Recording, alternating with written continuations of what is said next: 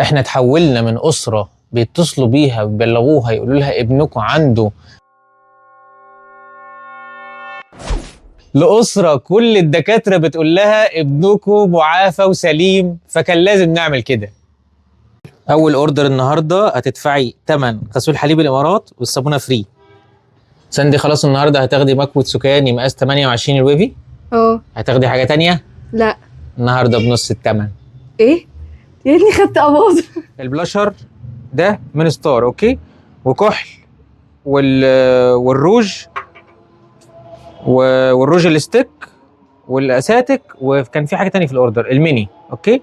هتدفعي ثمن البلاشر وثمن الكحل وثمن الروج، وهتاخدي الروج ده ببلاش، وهتاخدي الروج اللي هو الصغنون ده ببلاش اللي هو ميه سينما، وهتاخدي الاساتك دي ببلاش. متاكده انك مش عايزه حاجه تاني؟ شكرا. كل الاوردر ده النهارده فري. يا سلام. صلى على النبي يا بسمله. دايما بتاخدي مني ديل الحصان واكستنشن. دايما. عمري عملت لك خصم؟ لا طبعا. النهارده ديل الحصان اللي هتاخديه عليه خصم. تمام. مبروك يا بسمله.